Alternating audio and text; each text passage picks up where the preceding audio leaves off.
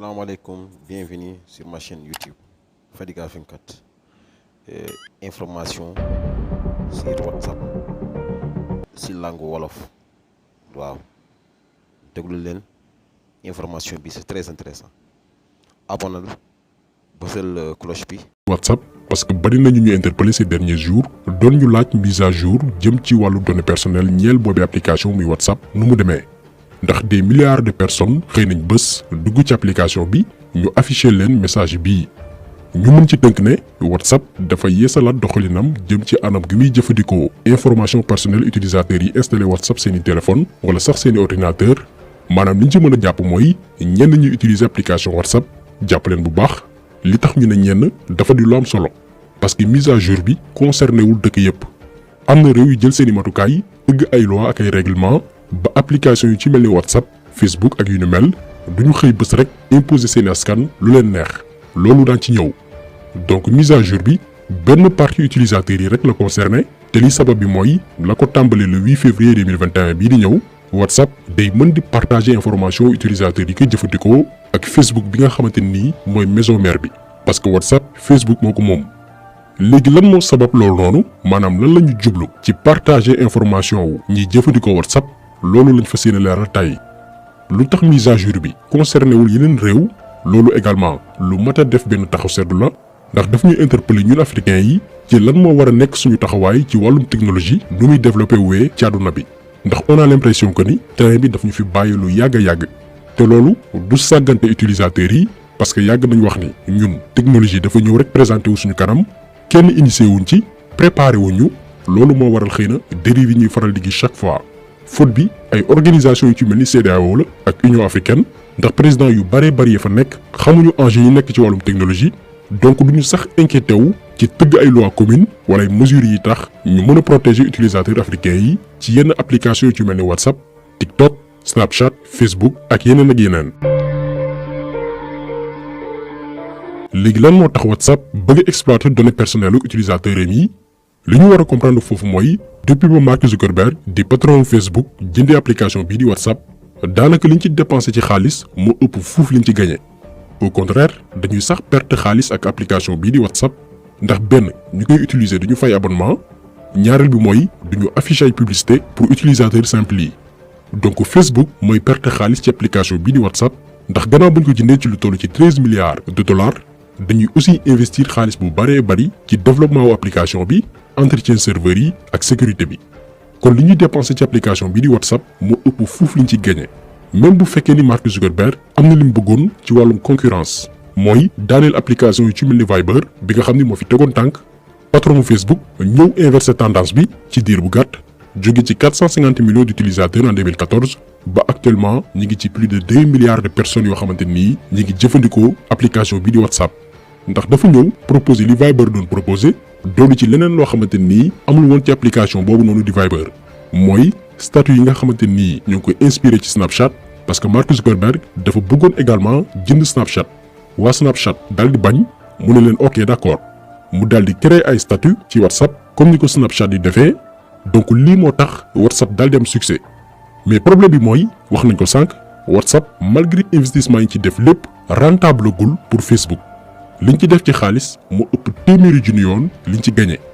mais loolu stratégie la woon pour attirer doomi aadama yi maanaam nañu proposer utilisateurs yi lu gratuit te efficace ba ñu ñëw ak doole tax actuellement WhatsApp mi ngi ci 2 milliards de personnes yu koy jëfandikoo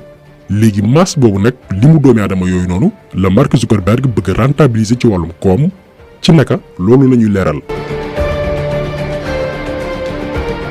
li patron Facebook njëkkoon xalaat pour que WhatsApp mën a gagné xaalis mooy dugal ay publicité ci statut yi comme ni nga ko defee Facebook ak Instagram bi nga xamante ni mi ngi ko jënd en 2012 ñi utiliser Instagram ak Facebook xam nañ bu baax li ñuy wax par exemple boo xoolee statut kenn ba mu jeex balaa ngay demaat ci statut keneen dañ lay dugalal benn publicité loolu la Mark Zuckerberg bëggoon def ak WhatsApp ngir boo xoolee statut Samba ba mu jeex balaa ngay dem ci statut Maymuna ñu dugalal la benn publicité loolu 2020 bi ñu génn lañ ko bëggoon def ngir application bi di WhatsApp mën a gagné xaalis gannaaw investissement yi ñu ci def yépp mais finalement dañoo mujj abandonné projet boobu noonu ndax ñu bari ci biir groupe Facebook ànduñ ci woon mais il fallait que ñu trouver waat beneen solution pour mën a monétiser WhatsApp ndax mënuñ continuer di investir xaalis bu bari ci application bi te du apporter benn bénéfice. loolu moo waral règlement WhatsApp bu bees bii te mu jur coow léegi naka la nar a demee ci li ñu ñëw. li règlement WhatsApp bu bees bi wax mooy à partir du lundi 8 février 2021 bi ñu dëgmal application bi dafay partager yenn information personnelle utilisateurs yi ak yeneen application yu ci mel ni Facebook, Instagram ak Messenger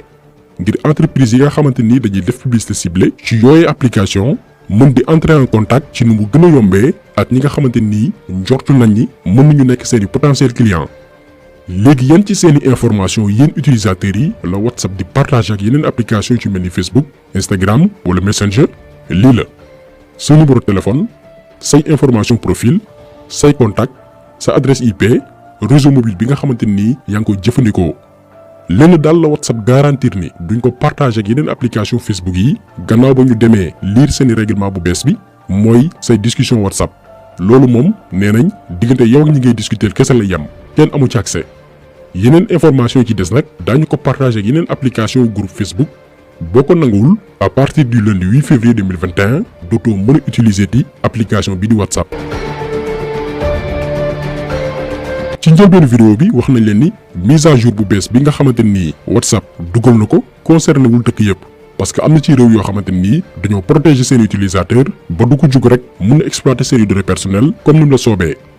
bu ñu jëlee par exemple Union européenne ñoom ba ñu demee ba gis ni américains yeeg asiatiques yi ñoo ngi dominer wàllum technologie ci àdduna bi yëpp dañoo teg benn règlement bu réew yëpp bokk bu ñu naan RGDP muy règlement général pour la protection des données personnelles. ci biir règlement boobu noonu dafa am benn poñ bu ñu naan manifestation de volonté libre maanaam bàyyi ak doomi aadama bi sagoom. loolu li muy tekki mooy kenn warul forcer seeni utilisateur ñoom waa Union européenne ñu nangu benn règlement ngir mën a jëfandikoo seeni données personnelles comme tey ni ko WhatsApp defee ne boo ko nanguwul dootoo utiliser suñu application. ñoom waa Union européenne ci seen règlement bi naan RGDP dañ ne kenn du leen forcer règlement yu nu mel moo tax mise à jour bi WhatsApp mujjee def concerné wul réew yu bokk Union européenne parce que jël leen seen matukaay bu yàgg a yàgg ba kenn du jëfandikoo information wu seeni utilisateur nu mu la neexee. moo tax yu nu mel donte pour ñenn ñi garaawul mais daf ñu war di interpeller ñun africains yi ñu xool naka la ñu tëggee ñun itam suñuy pexe ngir bañ a des ginnaaw ci wàllum technologie te bañ a nekk rek ay simple consommateur. parce que neexul wax mais fi jamono tollu tey ak xarala yu bees yi ñun africains yi dañuy consommer rek te moonte am nañ ay génie informatique yoo xamante nii war nañu permettre ñun africains yi ñu bâtir benn industrie numérique bu forte pour développer suñu propre application ak i sites yu am doole. mais malheureusement ñun suñu réew yi lépp dañ koy politiquer duñu mettre l'homme ou la femme qu'il faut à la place qu'il faut. boo jëlee rek Sénégal ministère bi war a doxal wàllum numérique ak télécommunication Yankhoba Diattara lañ ko mujjee jox ndax lan dafa ànd ak Idrissa Seck daal di transhumé ñu neexalee ko ministère boobu noonu alors que waa ji xamul dara ci wàllum technologie mbiru droit ak fiscalité la jàng. te pourtant Sénégal ñàkkul ñu mën a doxal ministère boobu noonu ku ci mel ni Basile Niane Moussokro Diop bëgguñ lim parce que boo limee da ngay juum mais bari na ci ay doomi réew mi yoo xamante nii defuñ politique mais dañ leen war a dénk yenn ndombal tànk yi pour que ñu développer suñu réew ci domaine bi ñuy yëngu te maîtriser ko lool. di conseiller président ci yan loi la ñu war a tëgg ngir protéger utilisateurs sénégalais yi di xool yan start-up ñooy avenir u réew mi te ñu war leen appuyer sur le plan financier yan étudiants ESP ñoo gën a créatif ñu lever leen ay fonds ngir ñu participer ci développement économie numérique biir Sénégal. mais duñ ko def dañu jël yenn poste yi jox ko politiciens yoo xamante nii bu ñuy sax def ay réunion technique mbir yi ay chinois lay nekk seen bopp parce que xamul dara ci li leen dénk. ñu continuer di nekk ay éternels consommateurs ñu ñu wooye les géants numériques di ñu imposer lu leen neex parce que suñu loi dëgërul ngir protéger utilisateurs yi. tey waxuñu mennam Sénégal beru tëgg ay loi am mais Union africaine nañu booloo tëgg ay loi commune ngir mën a faire face ci li nga xamante nii moo ne suñu kanam. tey boo jëlee Union européenne lan moo tax WhatsApp imposé wu leen seen règlement bu bees bi parce que dañoo booloo nekk ay dëkk yu bëree bëri nekk des millions et des millions de consommateurs yoo xamante nii WhatsApp leer na ko ni bu leen imposé loolu noonu gars yi daal di koy boycotté dina am lu bëree bëri lu mu wàññi seen doole. donc taxawaay yooyu noonu ñun la ñu bëgg suñu continent tëgg ay loi yoo xamante ni ñoo koy bokk jëm ci protection données personnelles tëgg ay règlement yoo xamante nii kenn duñu imposé ti dara wala balaa nga jëlee yenn ndogal yi di nga ko discuter ak ñun loolu la ñu soxla. ñun loolu la ñuy xaar ci suñu organisation yu mag yi. peut-être ñenn ñi dinañ poser wu la question bu dul WhatsApp ban application la ñu mën a utiliser parce que ñu bari defoon nañu cër proche ci vidéo bi ñu defoon ci Muslim Pro. En tout cas depuis ba ñoom WhatsApp indee seen règlement bu bees bii application bi ñuy wooye Signal mi ngi battre record de téléchargement yi parce que non seulement qualité discussion yi am na solo mais aussi niveau protection bi intéressant na. Telegram également di application bu ñu bari xam am na ay fonctionnalités yu lay permettre ngay mën di communiquer en toute sécurité. li ci des nag question de choix la ku ne yaay mesurer li nga xamante ni doy na la ak li gën a dal sa xel mais comme niñ ko waxee sànq Afrique war naa beneen taxawaay ngir xool moom itam nu muy positionné woo ngir bañ a des ginnaaw ci enjeux yi nga xamante ni moo ne suñu kanam ñeel wàllum technologie. tey boo jëlee Facebook képp ku fay défendre yenn valeurs yi di ko wax ci làkk ñoom bu ñu dégg rawatina ngay wax ci borom ñaari tur yi wala taalibe dajaal yi automatiquement dañ lay bloqué maanaam ñun africains yi amuñu droit sax défendre ñun suñuy valeur ci ñoom seeni plateforme kon est-ce que jotul ñun ñu booloo créer suñuy propre réseau autonome moom suñu bopp di défendre li nga xamante ni mooy suñuy valeur lu mën a nekk la parce que chinois yi réussir nañ ko kon loolu sujet la boo xamante ni mérite na benn réflexion bu gën a yaatu parce que compétence yaa ngi fi capacité yaa ngi fi marché bi aussi mi ngi fi li manqué mooy volonté kon jàngatu tey bi loolu la woon ñu ngi leen di gërëm di leen jaajëfal di leen di daje incha allah beneen yoon ci beneen jàngat jàngeen jëf